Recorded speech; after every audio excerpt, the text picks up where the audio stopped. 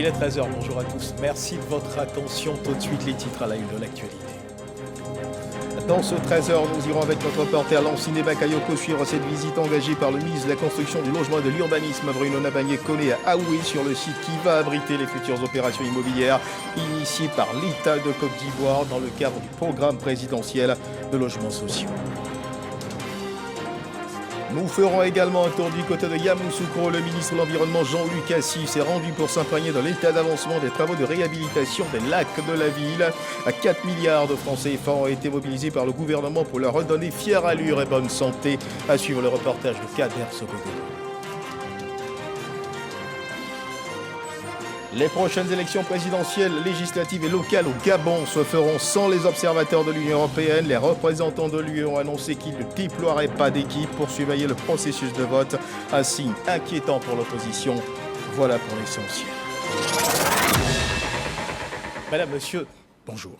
Le 8 février dernier, la ville de Yamoussoukro, capitale politique de la Côte d'Ivoire, celle qui abrite le célèbre lac aux Caïmans, était sous le feu des projecteurs. L'amour de l'autre, le sens de l'écoute et de l'attention aux souffrances de l'autre, des valeurs célébrées autour de la remise du prix UNESCO Félix Houphouët-Boigny pour la recherche de la paix, un prix décerné à l'ex-chancelière allemande Angela Merkel, désignée par le jury de ce prix pour les valeurs d'hospitalité dont elle a fait montre en 2015, en permettant à son pays, l'Allemagne, d'accueillir 1 million de réfugiés en provenance de Syrie, d'Irak et d'Afghanistan et de bien d'autres pays en détresse. Quels enseignements, quelles leçons tirées de l'organisation de cet événement ici en Côte d'Ivoire? Quelle portée de ces mots prononcés par les différents intervenants à la tribune de cette célébration? Regard rétrospectif ce 13h sur cet événement. Et pour en parler, nous recevons ce 13h dans le cadre du magazine du dimanche, le représentant résident de l'UNESCO en Côte d'Ivoire, M. Omar Diop. Monsieur Omar Diop, bonjour et merci d'être avec nous sur ce plateau.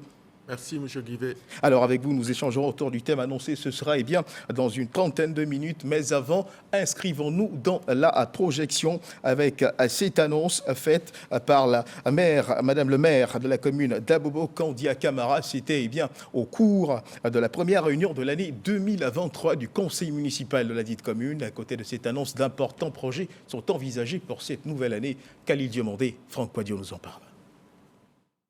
Le maire Kandia Camara veut positionner Abobo au rang des communes qui comptent. Et pour réaliser l'idéal, elle entend s'inspirer des bons exemples en matière de développement communal. Le 17 février prochain, une délégation du conseil municipal conduite par le maire Kandia Camara se rendra dans le New Jersey aux États-Unis pour le jumelage de la commune d'Abobo à celle de Newark. Un partenariat qui permettra d'améliorer et de renforcer les infrastructures sociales, culturelles, sanitaires et éducatives. Nous sommes certains que ce partenariat permettra à la mairie d'Abobo et à la commune d'Abobo d'atteindre aussi certains de nos objectifs. Parce que ce serait un partenariat fructueux pour notre commune, mais surtout pour nos populations. Abobo est en plein chantier et porte de grandes ambitions. Kandia Camara exhorte donc ses collaborateurs à améliorer les recettes pour la facilitation de la mise en œuvre de tous les projets en cours et ceux envisagés. Quand on a de grandes ambitions, il faut aussi avoir de grands moyens. Si nous voulons que le président soit encouragé avec son gouvernement à nous aider, il faudrait que nous-mêmes, nous fassions des efforts. C'est la raison pour laquelle je voudrais encore une fois encourager les uns et les autres à faire en sorte que la commune d'Abobo et la mairie d'Abobo aient plus de moyens, plus de ressources. L'objectif, in fine, c'est d'améliorer les conditions de vie et de travail de nos populations. 2023 étant une année électorale, le conseil municipal invite les Abobolais à cultiver la paix et à prôner le vivre ensemble, des impératifs pour booster le développement d'Abobo. Une annonce qui consistait donc au jumelage de la commune d'Abobo avec la ville de Newark aux États-Unis. Et parlons justement de projet. Le ministre de la Construction, du Logement, de l'Urbanisme, Bruno Nabagné-Koné sur le terrain pour visiter le site qui va abriter les futures opérations immobilières initiées par l'État de Côte d'Ivoire dans le cadre du programme présidentiel de logements sociaux. Bruno Nabagné-Koné s'est rendu à Aoué, sur la route d'Alépé-Aoué, occasion pour lui de réaffirmer l'ambition du gouvernement de faire émerger un nouveau pôle urbain, une ville nouvelle porteuse de développement pour l'ensemble de la commune d'Anyama et la sous-préfecture de Brofodoumé. Lanciné Bakayoko. Ce sont environ 300 hectares de foncier qui ont été mobilisés par le ministère de la Construction est mise à la disposition de plusieurs promoteurs immobiliers tirés sur le volet.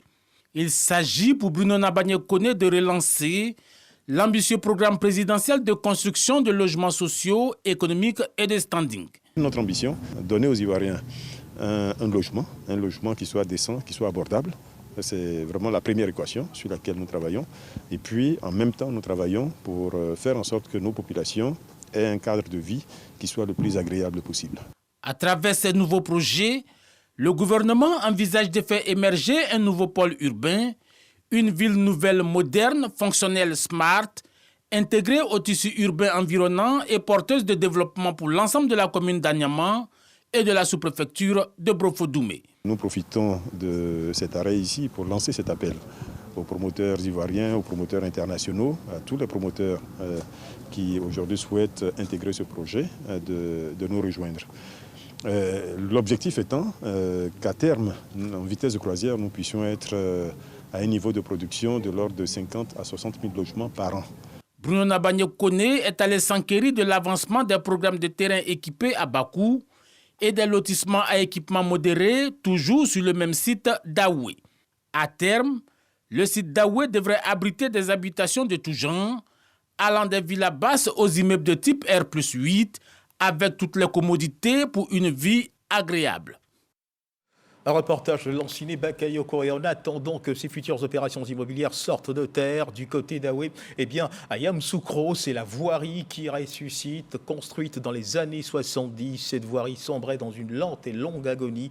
Face à cette situation, le gouvernement a lancé en 2019 de vastes travaux de réhabilitation. Ce projet, qui est dans cette deuxième phase, donne aujourd'hui fière allure à la ville. Il a permis de rénover et de construire environ 140 km de linéaire de bitume, ce qui représente environ 99 milliards de francs CFA d'investissement. Le constat de Traoré Bahama. Nous sommes au quartier Assabou de Yamoussoukro. Les engins s'attellent à traiter une voie bitumée dégradée pour la remettre en état. Plus loin, au quartier Millionnaire, une autre voie est en cours de bitumage. Depuis 3 ans, ces travaux de voirie sont légion dans la capitale politique ivoirienne. Fort du succès de la première phase, le gouvernement a lancé une deuxième phase, plus consistante. Cette première phase qui a démarré en octobre 2019 et la seconde phase qui a démarré en janvier 2021, donc le total de voies qu'on a réhabilité dans Yamoussoukro autour de 146 km. On a construit autour de 12 km de route neuve avec 5 km de voirie à Tiguakro qui est donc la préfecture voisine. Le coût des investissements total est autour de 99 milliards. Sont entre autres bénéficiaires de cette deuxième phase les quartiers Millionnaires, Habitat, Sopim, Dioulabougou et Kokrenou. Dans le dernier quartier cité, le désenclavement pointe du nez. C'était difficile vraiment de passer sur cette route-là. On ne venait pas comme ça, on fallait faire des propositions avant de venir. Mais maintenant, on vient facilement. Pour venir ici, on te demande 500, pourtant on doit payer 200 francs. Ils sont en train d'arranger la route, c'est bien, ça nous fait plaisir. Facilement, j'ai venu voir ma tante qui habite ici. Au Kokrenou était fermé avec la boue. Dieu merci, notre président, il est venu, vraiment il a fait face à quartier Kokrenou, surtout sur la voie de Sopim, il a fait. Et derrière la fondation, le premier goudron qu'il a mis, il a ouvert notre quartier. Yamoussoukro a belle allure aujourd'hui, fière allure. Petit à petit, nous sommes en train de retrouver notre statut, disons, de capitale politique et administrative. Selon la direction territoriale de l'AGEROUTE, agence de gestion des routes, le taux de réalisation est de 71%, pour un délai d'exécution consommé à 65%. En maintenant une telle cadence, fort probable que l'ouvrage soit livré avant le délai prévu pour décembre 2023. Il y a une première phase, une deuxième phase. Il va y avoir sûrement une troisième phase. Des évaluations seront faites et donc le gouvernement va apprécier. Je pense qu'aujourd'hui, on circule mieux grâce au président Alassane Ouattara dans Yamoussoukro. Et je pense que le développement de Yamoussoukro va s'accompagner de toutes les infrastructures qui vont avec, l'eau, l'électricité, les routes. Et tout ça va se mettre en branle pour que Yamoussoukro soit donc la capitale, la vitrine de notre pays. Avec cette voirie rénovée, Yamoussoukro sera prête à accueillir la CAN 2023, prévue début d'année 2024. Les routes de Yamoussoukro qui reprennent un souffle nouveau. Et justement, les routes, on y reste. On parle à présent de sécurité routière. Lancée le 3 février dernier, la semaine de la sécurité routière initiée par le ministère des Transports a pris fin le vendredi 10 février dernier à San Pedro. Les autorités se félicitent des résultats obtenus. 13 118 automobilistes et motocyclistes sensibilisés, 2751 contraventions délivrées et 138 véhicules et engins mis en fourrière. On note une baisse des accidents de la route. Le point avec Sam Conan. Le directeur régional des transports à Kambi Abiboulaye félicitant les forces de défense et de sécurité et la délégation du Haut Conseil des transports pour leur implication dans la réussite de la première semaine de la sécurité routière, initiée par le ministère des Transports. En plus de la sensibilisation, il y a eu de la répression et les résultats sont là. Au terme de cette semaine, nous comptabilisons 697 engins qui ont été verbalisés, 3338 usagers ou acteurs de la voie publique qui ont été sensibilisés et 127 véhicules mis en fourrière. Au niveau de la gendarmerie, 9780 véhicules ont été contrôlés et sensibilisés. 2054 contraventions ont été délivrées. Au vu des résultats, le gouvernement, à travers le ministère des Transports, a eu raison d'instaurer cette semaine de sensibilisation parce qu'elle nous a permis de déceler quelques failles et aussi de donner beaucoup de conseils aux usagers afin de se mettre à jour au niveau des documents et vraiment de circuler de manière responsable sur la voie publique. C'est une bonne chose, ça doit continuer. Depuis ils ont instauré la semaine de la sensibilisation, vraiment il y a beaucoup de transporteurs qui se précipitent pour aller faire la visite. Selon les sapeurs-pompiers civils, au cours de cette semaine de la sécurité routière, les accidents de la route ont sensiblement baissé. Les ceintures de sécurité sont portées. Les feux tricolores sont de plus en plus respectés. Et les motocyclistes portent le casque. À Boisflé, dans la Maraoué, sensibilisation et répression, la solution choisie pour interpeller les mauvais conducteurs afin de réduire les accidents de la route. Les forces de défense et de sécurité sont accompagnées par les agents de la direction régionale des transports. Les usagers sont sensibilisés sur le port du casque, de la ceinture de sécurité, le respect des feux tricolores. Les usagers les plus récalcitrants ont tout simplement été verbalisés. Soro Corona. En dépit des nombreuses sensibilisations sur le civisme routier, les accidents de la circulation avec son corollaire de morts et de blessés continuent en Côte d'Ivoire. Les engins à 2 et 3 roues sont impliqués dans plus de 50% de ces accidents. À Prikrou, localité de la région de Lifou, ces engins restent le principal moyen de déplacement de population. Les propriétaires de ces motos sont en majorité des jeunes qui ignorent le code de la route. À Prikrou, où nous sommes, il y a plus que 27 personnes qui ont perdu la vie au cours de l'année 2022. Donc c'est tout cela qui nous a motivés à venir ici pour pouvoir communiquer avec les leaders de jeunesse.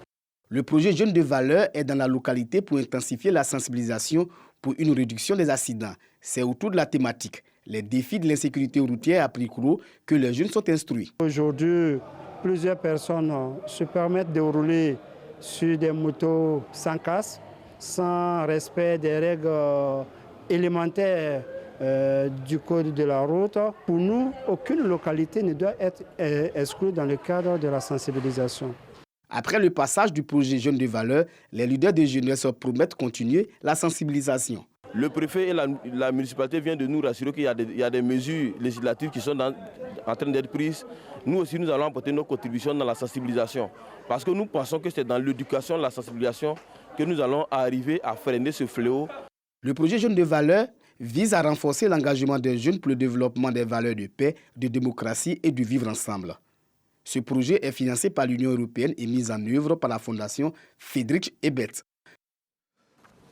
Yamoussoukro, la ville est également connue pour ses lacs. La ville en compte 13 au total. Les nénuphars et autres jassins d'eau avaient pris possession de ces lacs, les recouvrant de leur toison verte. Des travaux de réhabilitation de ces lacs ont été lancés par le gouvernement pour un investissement de 4 milliards de francs CFA. Le ministre de l'Environnement, Jean-Luc Assis, s'est rendu dans la capitale politique ivoirienne pour s'imprégner de l'état d'avancement de ces travaux de réhabilitation des lacs de Yamoussoukro. Les choses semblent aller dans le bon sens, selon notre reporter, Kader Sogodogo. Voici le nouveau visage des lacs jouxtant la résidence de feu le président Félix Houphouët-Boigny à Yamoussoukro. Ils ont été débarrassés des végétaux aquatiques envahissants. Les ordures ménagères qui se sont retrouvées là malencontreusement du fait de l'homme ont également été soustraites. Les crocodiles qui y vivent sont dans un environnement de charme. Sans trop s'approcher, on devine aisément qu'ils apprécient ce confort. En septembre 2022, en lançant les travaux de réhabilitation des lacs de Yamoussoukro, le ministre de l'Environnement et du Développement durable, Jean-Luc Assis, voulait en arriver là. Et les choses semblent aller dans le bon sens à l'issue de cette visite. Nous sommes satisfaits du travail qui a été fait. C'est vrai qu'il y a près de 13 lacs, mais sur les 13 lacs, qui représentent à peu près 230 hectares, nous avons pu traiter au jour d'aujourd'hui 110 hectares, qui représentent à peu près 5 lacs. Tout fait pour mettre fin au dépôt des ordures ménagères, un impératif. Pour pouvoir garder donc l'ossature de ces lacs qui représentent quelque chose d'important en termes d'écotourisme pour Yamoussoukro, j'exhorte donc la population de Yamoussoukro à faire en sorte que ces lacs-là soient entretenus. C'est vrai, nous avons nettoyé donc l'intérieur de ces lacs, mais les abords des lacs doivent être traités. Mais ça, c'est l'affaire des populations. Le ministre-gouverneur rassure quant à son engagement à œuvrer pour la dépollution des lacs de Yamoussoukro. Il va falloir mettre sur pied un programme d'assainissement de ces lacs-là et peut-être un peu plus de rigueur dans la façon dont les maquis sont installés, voir comment ils se débarrassent de leurs déchets, comment traiter, apporter une solution à ce problème-là. Parce qu'on aura beau nettoyer, tant que ce problème général d'assainissement n'aura pas été résolu, les nuisances continueront. Le projet de réhabilitation des lacs de Yamoussoukro est financé entièrement par l'État de Côte d'Ivoire à hauteur de 4 milliards de francs CFA, un montant qui prend en compte l'acquisition de 4 engins nautiques. Le projet prend fin en septembre 2023. Reportage de Kader Sogodogo en vue de soutenir les initiatives de collecte de recyclage des déchets plastiques à Abidjan. Une fondation internationale a accordé une subvention de 123 millions de francs CFA à l'association ivoirienne pour la valorisation des déchets plastiques. Le projet s'étend sur une période de 24 mois et verra la collecte de 235 tonnes de déchets plastiques. Grâce Kando. L'association ivoirienne pour la valorisation des déchets plastiques AIVP veut apporter sa contribution dans la lutte contre la prolifération des déchets plastiques dans les bassins versants afin de permettre aux ouvrages de fonctionner de façon optimale. Pour ce faire, elle bénéficie de l'appui d'une fondation internationale à hauteur de 123 millions de francs CFA. On s'organise à pouvoir collecter les déchets plastiques en amont avant qu'ils ne descendent dans les rues. Parce qu'une fois que le déchet est dans la rue, il est difficile, on ne peut rien faire. Dans différentes communes d'Abidjan, nos membres ont installé des unités que nous appelons des postes de collecte. Aujourd'hui, dans certaines zones, avec l'aide d'une application mobile, vous êtes capable de pouvoir signaler que vous avez des déchets et vous allez dans ces points-là, vous déposez ces déchets-là. On a installé aussi dans certaines communes des unités qu'on appelle des plastocs, c'est-à-dire que dans un rayon de 12 à 15 km, on installe un conteneur central et puis il y a des kiosques qui permettent donc d'acheter aux populations donc des déchets, les envoyer dans ces kiosques-là, les compacter et les envoyer à l'usine. L'AIVP est une alliance d'entreprises privées. Elle se fixe pour objectif annuel de collecter 30 000 tonnes de déchets plastiques d'ici à 2025 et a pour ambition d'atteindre 0 déchet plastique d'ici à 2030. Ce projet qui vient à côté des initiatives du ministère pour, n'est-ce pas, rendre plus libre la ville d'Abidjan et surtout aussi désengorger nos ouvrages d'assainissement qui ne peuvent pas bien jouer leur rôle en cas de pluie. Donc vraiment, nous saluons cette initiative. À terme, ce projet de valorisation des déchets plastiques va créer plus de 900 emplois directs et indirects. Et toute autre chose à présent, on parle de lutte contre les mutilations génitales féminines, établir des partenariats avec les hommes et les garçons pour transformer les normes sociales et de genre afin de mettre fin aux mutilations génitales féminines. C'est autour de ce thème que s'est tenue dans la ville de Mans la célébration officielle de la Journée mondiale de lutte contre les mutilations génitales féminines, édition 2023. ONG, associations, autorités administratives, religieuses et coutumières de la région du Tangui ont pris part à cet événement. Tous ont marqué leur engagement à mettre fin à cette pratique dégradante pour la femme. Au cours de cette célébration, 28 victimes et pratiquantes ayant tourné le dos à cette pratique ont bénéficié d'un appui financier de 2 800 000 francs CFA pour le financement d'activités génératrices de revenus. Mamadou Kouassi.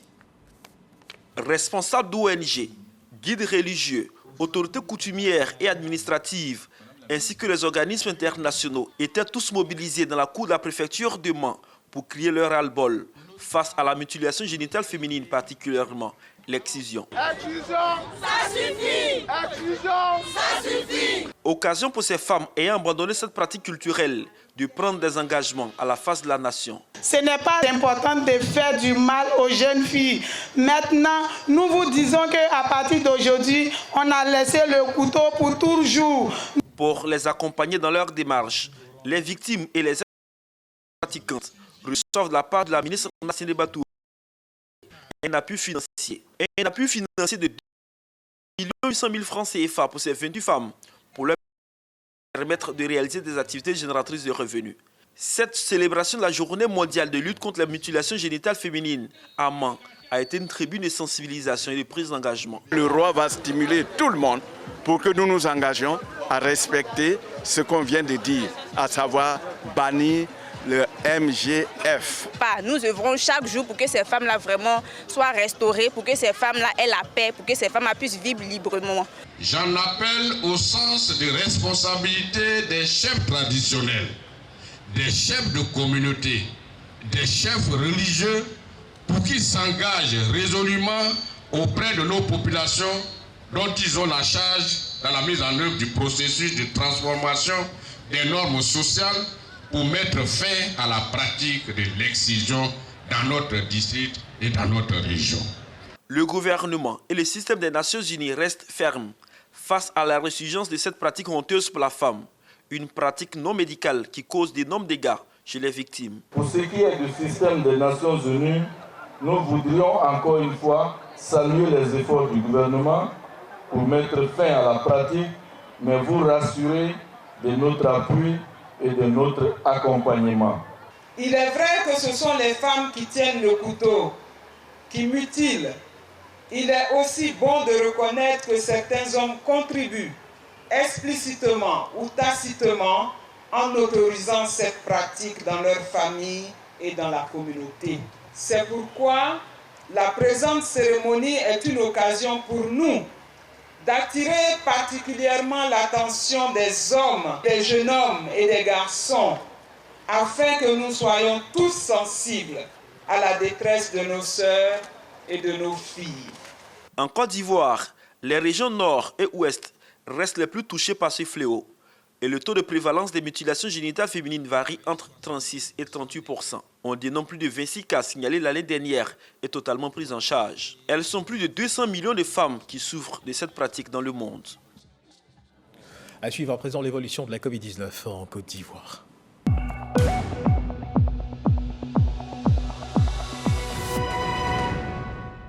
Le ministère de la Santé et de l'Hygiène publique de la couverture maladie universelle a enregistré hier samedi 11 février 2023 12 nouveaux cas de Covid-19 sur 336 échantillons prélevés, soit 3,6% de cas positifs, 4 guéris et 0 décès.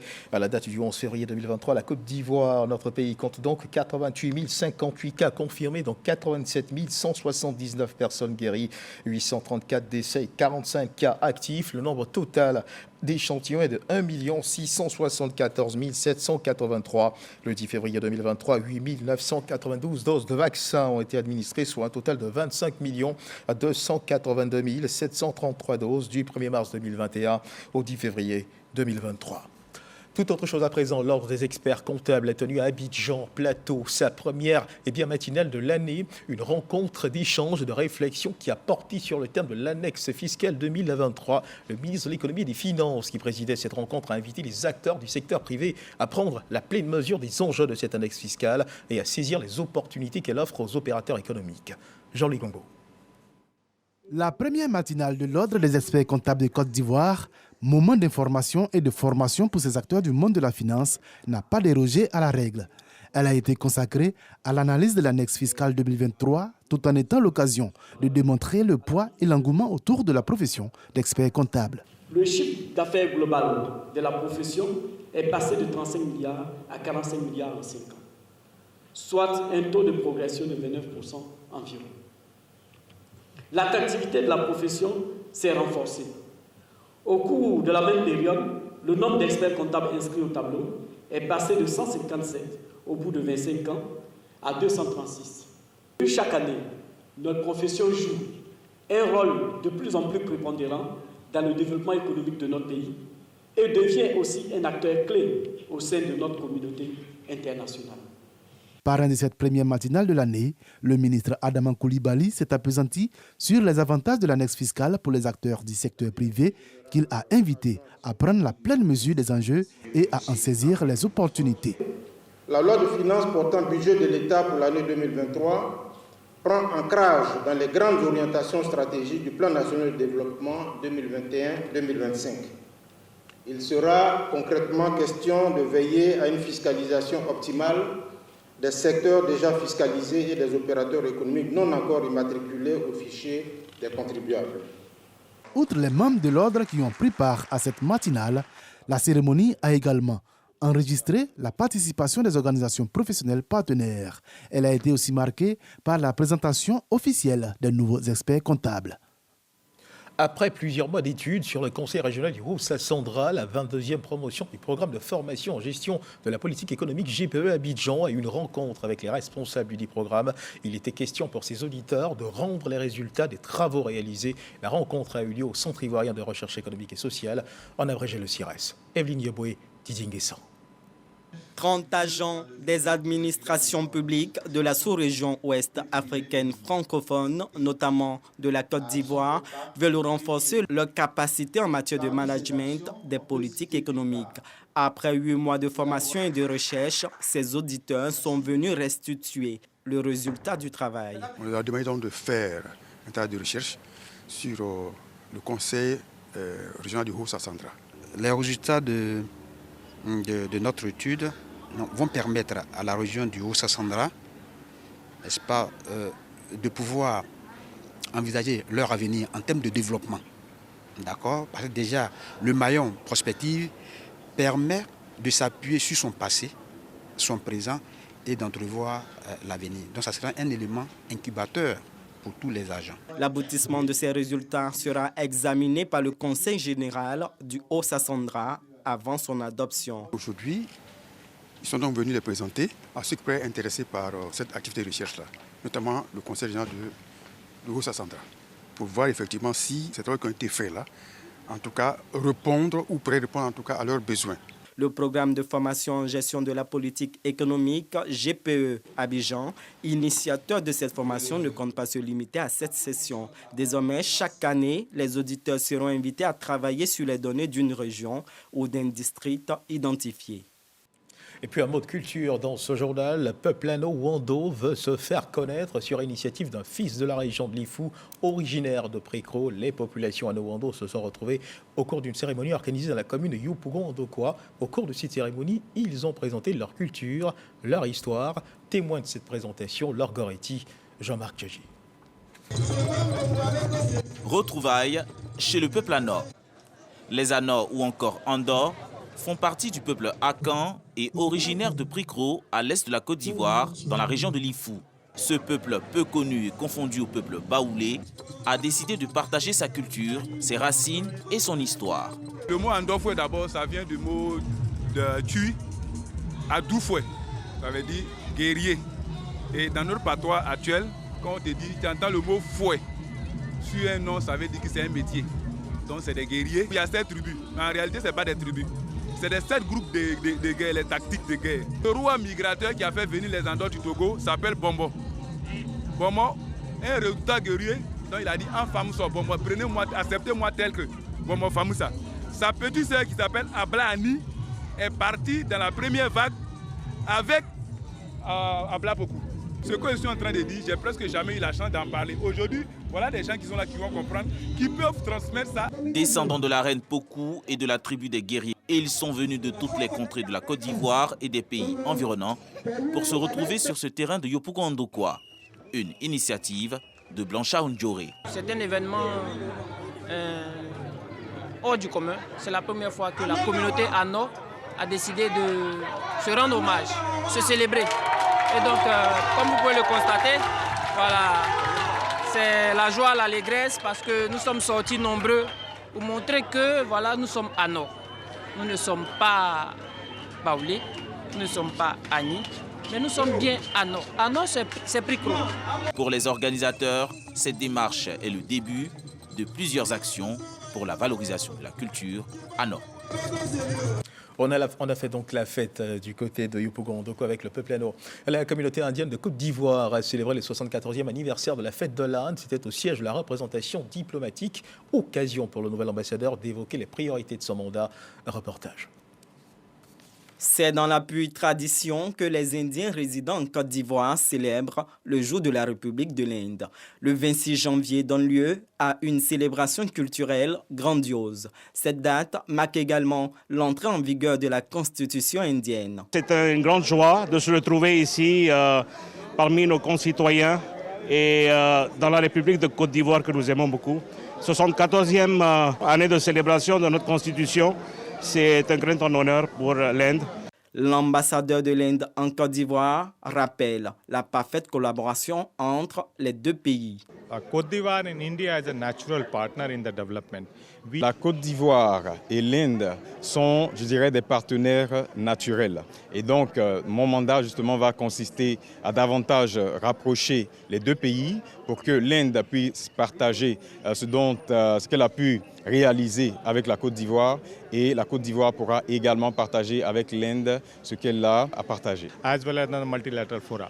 Il entend s'inscrire dans la même vision que son prédécesseur. Un reportage de Hamid Yarasouba, commenté pour vous par Didier Nguessan. Dans l'actualité internationale au Gabon, il n'y aura pas d'observateurs de l'Union européenne aux prochaines élections. Un triple scrutin présidentiel, législatif et local doit se tenir dans le pays cette année. Ce qu'il faut également savoir, c'est que les représentants de l'Union européenne ont annoncé donc qu'ils ne déploieraient pas d'équipe pour surveiller le processus de vote. Un signe inquiétant, fort inquiétant pour l'opposition. Place à présent au magazine de ce dimanche, regard rétrospectif sur la cérémonie de remise du prix UNESCO Félix Houphouët-Boigny pour la recherche de la paix, prix, vous le savez, décerné à l'ex-chancelière allemande Angela Merkel, à Yamoussoukro. Quels enseignements peut-on tirer de l'organisation de cet événement en Côte d'Ivoire? Et pour en parler, nous recevons M. Omar Diop, représentant résident de l'UNESCO dans notre pays. M. Omar Diop, bonjour et merci de nous avoir rejoints à nouveau sur ce plateau. Alors, d'entrée de jeu, peut-on dire que la Côte d'Ivoire a réussi le pari de l'organisation de cet événement? Merci M. Guivet de m'avoir sur votre plateau et c'est avec un grand plaisir que je pourrais répondre positivement à cette question et dire que la mobilisation et l'organisation de ce prix a été un grand succès selon les feedbacks que nous recevons des quatre coins du monde.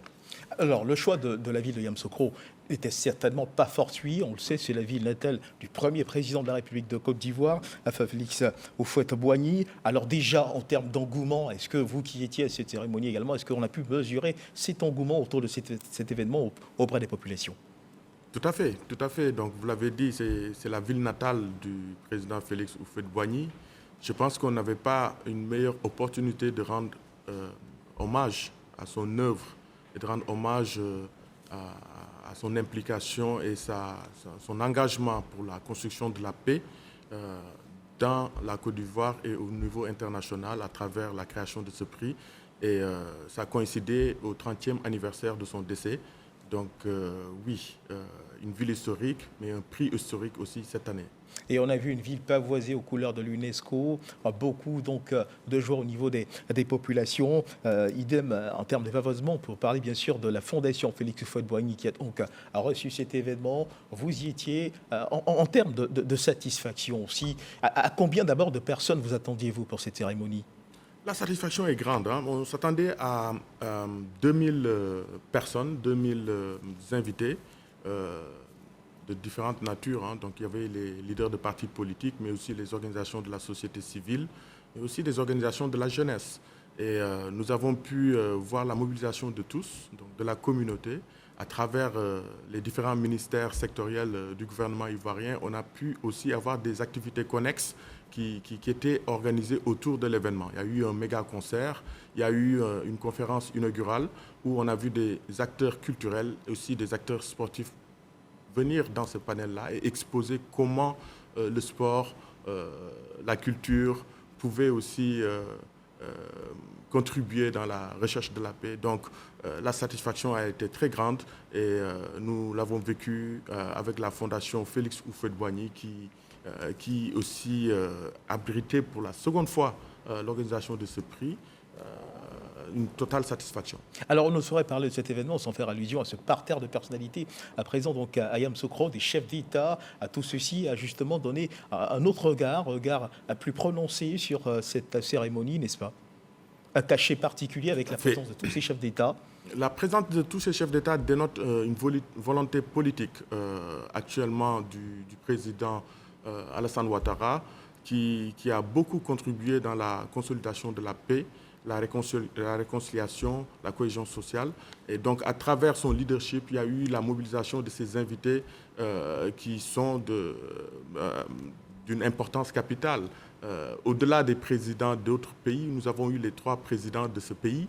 Et ça a dénoté à toute la communauté internationale l'importance du processus qui est en cours et la consolidation de la paix qui est en cours. Et la Côte d'Ivoire a été la vitrine au niveau international pour célébrer la paix avec ce parterre. Alors un prix qui a été décerné à Angela Merkel, ex-chancelière allemande. Et je vous invite à présent à suivre un extrait du discours du président de la République Alassane Ouattara concernant justement le mérite de cette lauréate.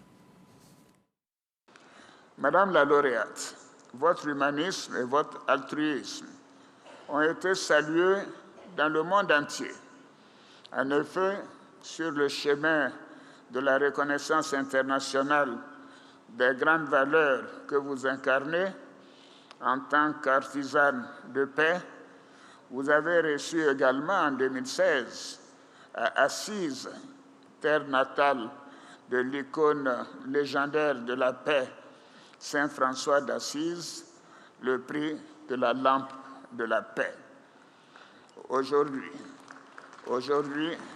mercredi 8 février 2023, vous êtes à Yamoussoukro, terre natale d'une autre icône de la paix, Félix Houphouët-Boigny, pour qui, et je cite, « La paix n'est pas un vain mot, mais un comportement ».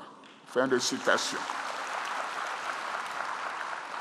Honorables invités, mesdames et messieurs, le jury a également décerné une mention d'honneur à Madame Julienne Lusenge, à qui je voudrais adresser mes vives et chaleureuses félicitations pour son engagement en faveur des femmes victimes de violences dans le Nord Kivu, en République démocratique du Congo.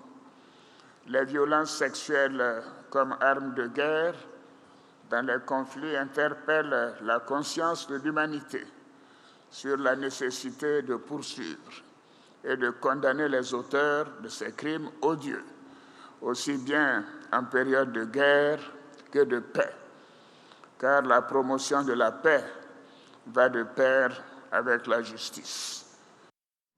Alors, M. Omar Diop, on l'a vu à l'instant, le président de la République, Alassane Ouattara, qui salue donc le mérite de la lauréate, qui lui reconnaît donc un certain nombre de qualités, des qualités qui ont milité en sa faveur et qui parlent comme un enseignement aux jeunes générations. Quelle analyse que vous inspire justement ce message du chef de l'État, Alassane Ouattara? Je vais m'arrêter peut-être quand il cite le président Félix Houphouët-Boigny en disant que la paix, ce n'est pas un vain mot, mais c'est un comportement. Et donc, ça ramène la notion de la recherche de la paix. À savoir que la paix, ce n'est pas juste un état qu'on atteint, mais que c'est une perpétuelle recherche. Et c'est un comportement, c'est une culture, la culture de la paix. Je retiens cela et au niveau politique, Mme Angela Merkel a été très courageuse. Parce qu'en 2015, quand l'Europe fermait ses frontières, elle était la seule à porter cette voix et à ouvrir les portes de son pays à plus d'1 million de réfugiés. Et ce courage politique, cet acte fort qu'elle posait à son niveau faisait que c'est un comportement effectivement qui pouvait après par la suite illustrer tout ce qui s'est passé. Un prix qu'elle a d'ailleurs dédié à tous les Allemands qui, selon ses propres propos, ont épousé son idée et sans leur contribution, cela n'aurait pu se faire. Angela Merkel qui ne partage pas toute seule les honneurs donc. Tout à fait. Et elle l'avait dit, je pense qu'en allemand, elle avait dit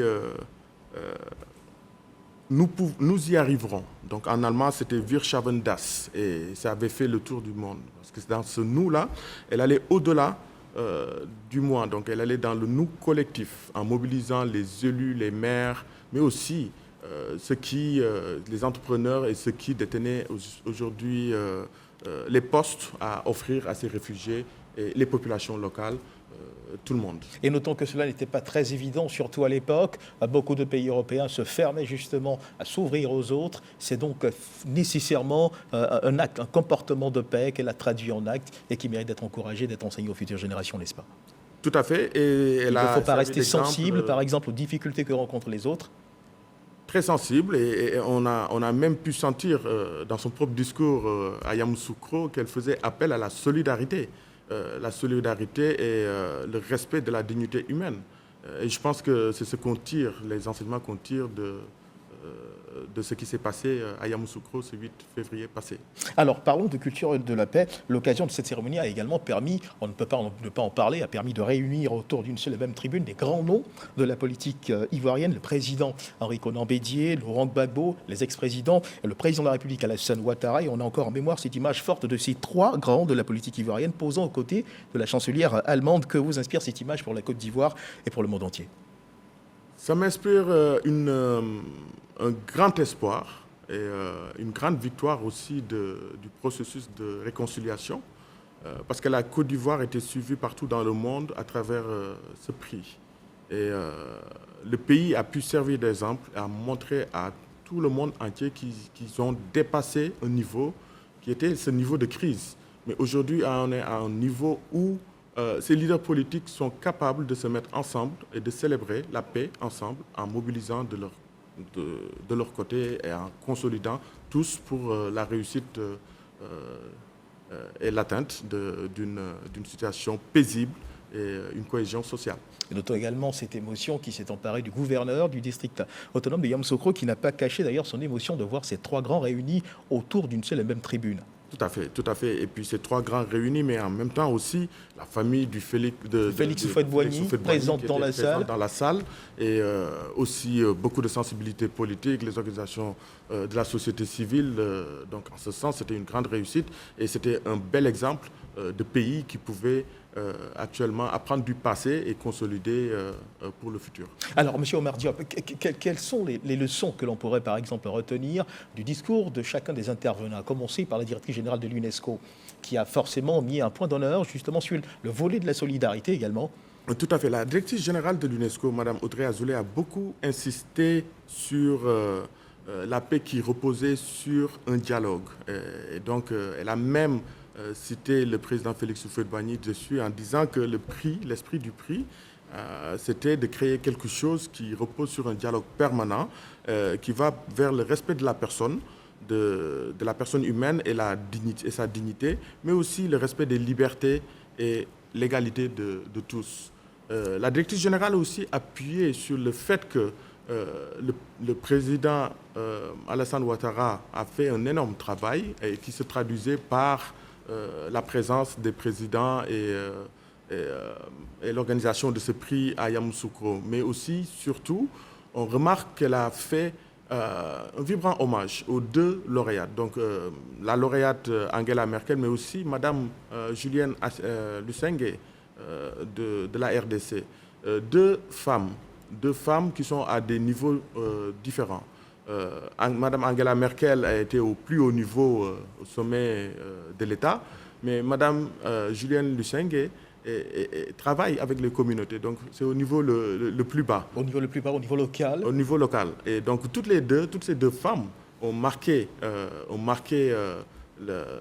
la solidarité humaine, l'humanisme et comment est-ce qu'on peut œuvrer pour aller vers la paix. L'une, c'était pour les réfugiés et la solidarité. Et la seconde, c'était sur les violences faites aux femmes, les violences sexuelles faites aux femmes en RDC. Et donc, vous voyez là, l'UNESCO illustre ces deux priorités que sont l'Afrique et l'égalité des genres. Donc, à travers cet exemple de la directrice générale, nous voyons tout à fait que les femmes qui ont été honorées ont honoré ce prix. Et elle le dit, ce n'est pas le prix qui honore les femmes, mais ce sont ces femmes-là qui ont honoré le prix. Les femmes qui honorent le prix, et c'est tellement bien dit. Et juste avant de terminer, notons également que le chef de l'État, le gouvernement, qui ne ménage aucun effort pour justement booster ces efforts de réconciliation au plan local. Permettez-moi d'insister sur un aspect justement de cette cérémonie. Cette cérémonie de remise de prix a permis également à la Côte d'Ivoire de prendre un autre rendez-vous vis-à-vis de l'histoire, l'opposition, le pouvoir ensemble. Il est important d'insister là-dessus, et c'est certainement un des grands enseignements de cette cérémonie. Tout à fait. Je pense que le grand enseignement, c'était que tout le monde puisse se retourner autour d'un même objectif qui était la consolidation de la paix, la cohésion sociale. Et c'est ce pari-là que la Côte d'Ivoire a réussi. Paris réussi donc pour la Côte d'Ivoire. Madame, Monsieur, c'est la fin de cette édition. Nous avons reçu dans le cadre du Dimanche Magazine ce 13h, Monsieur Omar Diop, représentant résident de l'UNESCO en Côte d'Ivoire, avec qui nous avons parlé bien des leçons que l'on pourrait tirer de l'organisation de la cérémonie de remise du prix UNESCO Félix Houphouët-Boigny pour la recherche de la paix à l'ex-chancelière allemande Angela Merkel. C'était à Yamoussoukro le 8 février dernier. Merci de nous avoir suivis, Madame, Monsieur, parce que nous sommes riches de notre diversité et que nous sommes condamnés à vivre ensemble. Et il nous faut taire nos divergences et en faire un alliage suffisamment fort pour chasser les démons de la division. Merci de nous avoir suivis. Dieu garde la Côte d'Ivoire.